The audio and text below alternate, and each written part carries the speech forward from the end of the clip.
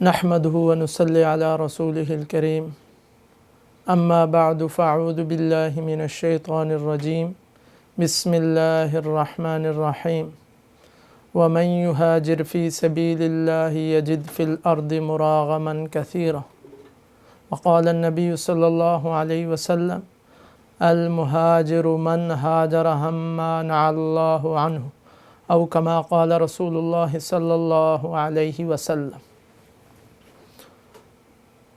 حضرات محترم، برادران اسلام، جیسا کہ آپ جانتے ہیں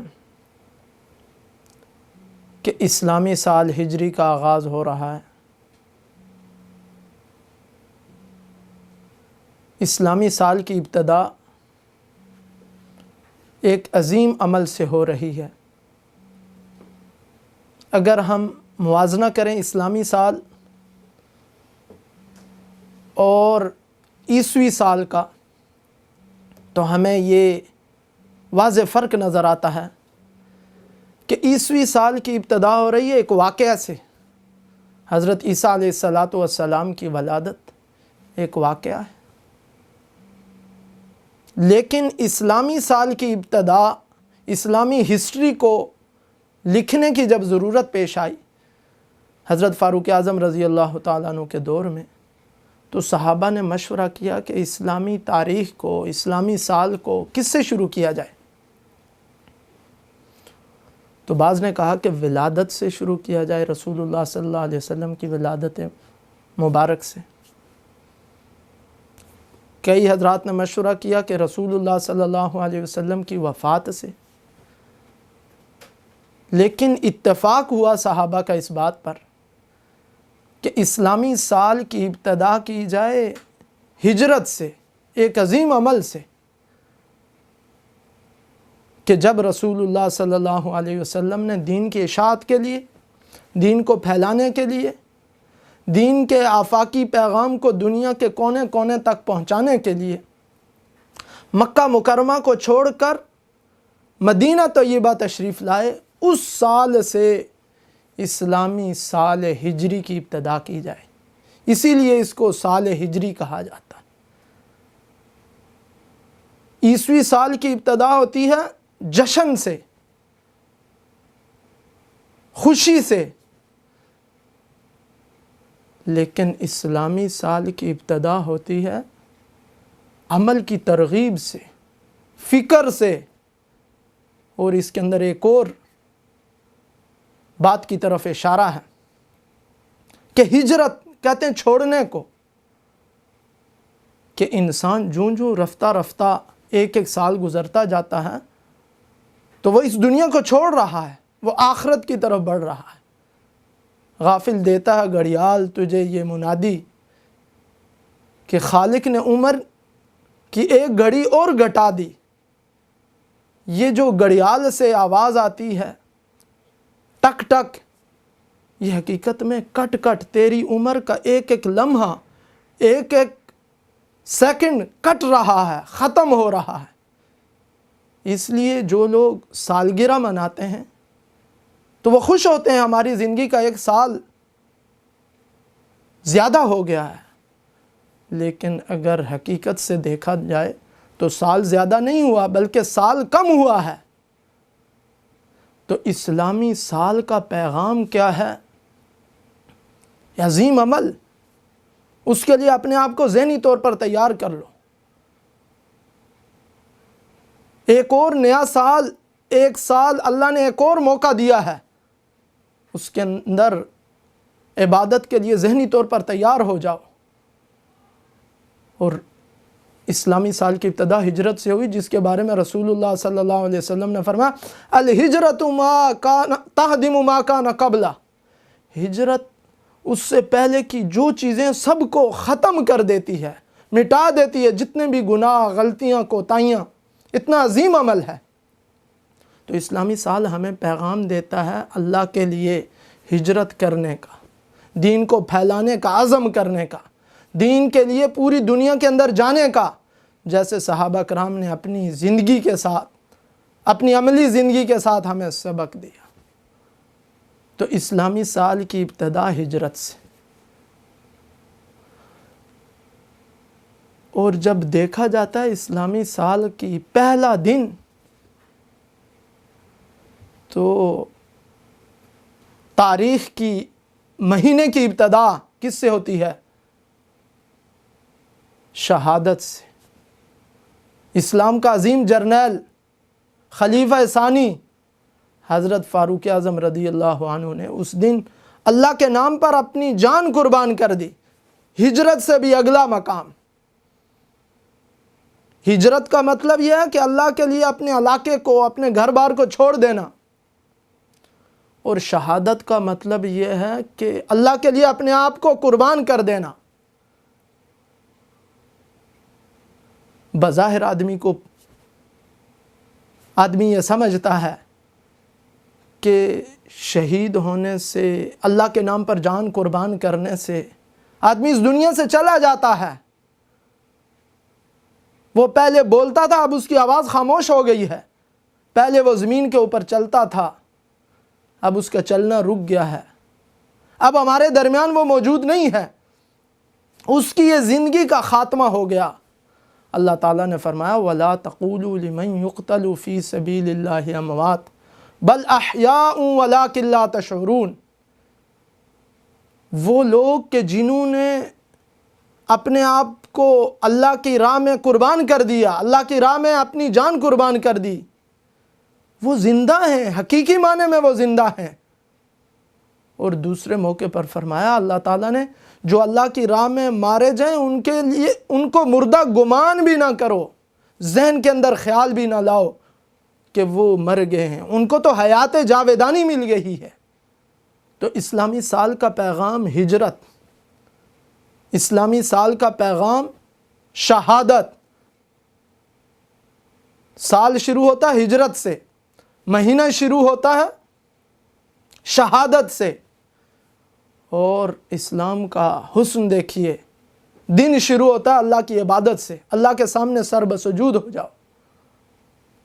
تو سال بھی ہمیں پیغام دیتا ہے کہ عمل کے لیے تیار ہو جاؤ۔ مہینے کا پہلا دن بھی ہمیں پیغام دیتا ہے کہ شہادت کے لیے اپنی نیت کر لو، اپنے آپ کو قربان کرنے کا جذبہ پیدا کر لو۔ اور دن کی ابتدا بھی ہمیں یہ پیغام ملتا ہے کہ اللہ کی عبادت کے لیے تیار ہو جاؤ۔ تو محرم کا مہینہ احترام والا مہینہ ہے، اس کے اندر بڑے اہم واقعات پیش آئے ہیں۔ حضرت آدم علیہ السلام کو اس دنیا کے اندر بھیجا گیا اسی محرم کے اندر، اور اسی محرم کی 10 تاریخ جسے عاشورہ کہا جاتا ہے۔ حضرت آدم علیہ السلام کی توبہ قبول ہوئی اسی 10 محرم کو۔ حضرت یونس علیہ السلام کو مچھلی کی پیٹ سے نجات ملی اسی 10 محرم الحرام کو۔ اسی 10 محرم الحرام میں حضرت نوح علیہ السلام کی کشتی جودی پہاڑ پر رکی جا کر، اسی 10 محرم الحرام کو حضرت موسیٰ علیہ السلام اور بنی اسرائیل کو فرعون کے ظلم و ستم سے نجات ملی۔ اس محرم کا عمل کیا ہے؟ رسول اللہ صلی اللہ علیہ وسلم جب مدینہ منورہ تشریف لائے تو وہاں پر دیکھا کہ یہود نے 10 محرم کو روزہ رکھا ہوا ہے۔ آپ صلی اللہ علیہ وسلم نے پوچھا کہ یہ روزہ کیوں رکھا ہوا ہے؟ تو انہوں نے کہا کہ اس 10 محرم الحرام کو حضرت موسیٰ علیہ السلام اور بنی اسرائیل کو فرعون کے ظلم و ستم سے نجات ملی تھی، اس لیے ہم نے اس کے شکر کے طور پر یہ روزہ رکھا ہوا ہے۔ رسول اللہ صلی اللہ علیہ وسلم نے فرمایا ہم اس کے زیادہ لائق ہیں کہ حضرت موسیٰ علیہ السلام کی اتباع کریں اور ان کو جو ظلم و ستم سے نجات ملی اس کا شکر ادا کریں، کیونکہ حقیقی ماننے میں حضرت موسیٰ علیہ السلام کو ماننے والے اہل اسلام ہیں۔ کیوں؟ اس لیے کہ حضرت موسیٰ علیہ السلام کے عقیدے سے اہل اسلام کا عقیدہ میچ کرتا ہے۔ حضرت موسیٰ علیہ السلام نے بھی اپنے بعد رسول اللہ صلی اللہ علیہ وسلم کی آمد کی بشارت دی اور اللہ تعالیٰ سے وعدہ کیا، اللہ نے وعدہ لیا ان سے کہ اگر آپ کی زندگی میں رسول اللہ صلی اللہ علیہ وسلم آئے تو آپ نے ان پر ایمان لانا ہے۔ تو حقیقی معنی میں ہم حضرت موسیٰ علیہ السلام کو ماننے والے ہیں۔ تو رسول اللہ صلی اللہ علیہ وسلم نے فرمایا کہ ہم بھی روزہ رکھیں گے 10 محرم الحرام کا۔ لیکن یہود ایک دن کا روزہ رکھتے ہیں، اہل اسلام، اہل ایمان، تم ایک دن کا روزہ نہ رکھو بلکہ 2 دن کا روزہ رکھو کہ عبادت کے اندر بھی یہود کی مشابہت نہ ہو جائے۔ تو محرم کا عظیم عمل عبادت ہے، ہجرت ہے، شہادت ہے، روزہ ہے، اور یہ محرم ہم کا مہینہ ہے، فکر مندی کا مہینہ ہے، غم کا مہینہ نہیں ہے۔ بعض لوگوں نے اس کو غم کا مہینہ سمجھ رکھا ہے کہ وہ اس مہینے کے اندر غم مناتے ہیں۔ یہ غم کا نہیں، ہم اور فکر مندی کا مہینہ ہے کہ پورے سال اللہ کی عبادت کے لیے ذہنی طور پر تیار ہو جاؤ۔ یہ مہینہ بھی تمہیں پیغام دیتا ہے، اس کا پہلا دن بھی تمہیں پیغام دیتا ہے، 10 محرم الحرام بھی تمہیں پیغام دیتا ہے کہ عبادت کے لیے اپنے آپ کو تیار کر لو۔ اور رسول اللہ صلی اللہ علیہ وسلم نے فرمایا کہ جو کوئی اس محرم کے مہینے کے اندر 10 محرم کو اپنے اہل و عیال پر وسعت کا معاملہ کرے گا،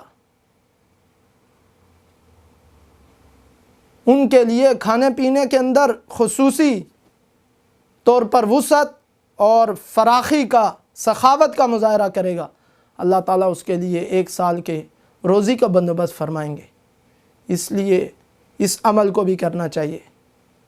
اور دوسرے محرم کے منکرات کیا ہیں جو اس محرم کے مہینے کے اندر، محرم تو عظیم مہینہ ہے، اس محرم کے مہینے کے اندر پائے جانے والے منکرات، ایک دشمنان اسلام کا پراپیگنڈا ہے کہ جو اس احترام والے مہینے کو انہوں نے خوفناک بنا کر پیش کر رکھا ہے۔ اس کے اندر وہ شہداء کا ماتم کرتے ہیں، وہ غم کرتے ہیں، وہ ماتمی لباس پہنتے ہیں۔ ہماری ذمہ داری یہ ہے محرم کے حوالے سے کہ ہم ذہنی طور پر عمل کے لیے تیار ہو جائیں، روزہ رکھیں، اور دشمنان اسلام کی تمام مجالس، تمام تقریبات کا بائیکاٹ کریں، اور ہم امت کے لیے اتحاد کا، اتفاق کا اور محبت کا عملی پیغام دیں، وہی والا پیغام جو حضرت فاروق اعظم رضی اللہ تعالیٰ عنہ نے دیا، جو حضرت عثمان رضی اللہ تعالیٰ عنہ نے دیا۔ اپنی جان قربان ہو گئی، لیکن اس بات کو برداشت نہیں کیا کہ کسی مسلمان کا خون بہے۔ جو حضرت حسین رضی اللہ تعالیٰ عنہ نے اس محرم کے مہینے کے اندر پیغام دیا، جو حضرت حسن رضی اللہ عنہ نے حضرت معاویہ رضی اللہ تعالیٰ عنہ کے ہاتھ پر بیعت کر کے پیغام دیا اتفاق کا، اتحاد کا اور محبت کا، امت کی فلاح اور بہبود کا، وہ ہم عملی طور پر اس کے اندر مظاہرہ کریں۔ کسی ایسی سرگرمی کے اندر شرکت نہ کریں جو امت کے اندر اختلاف کا اور دشمنان اسلام کے تعاون کا ذریعہ بنے۔ اللہ تعالی ہم سب کو محرم الحرام کا احترام کرنے کی، اور اسلامی سال جو یہ شروع ہو رہا ہے، اس پورے سال کے اندر اللہ کی عبادت کی، اس کی طرف انابت کی توفیق عطا فرمائے۔ وآخر دعوانا ان الحمد للہ رب العالمین۔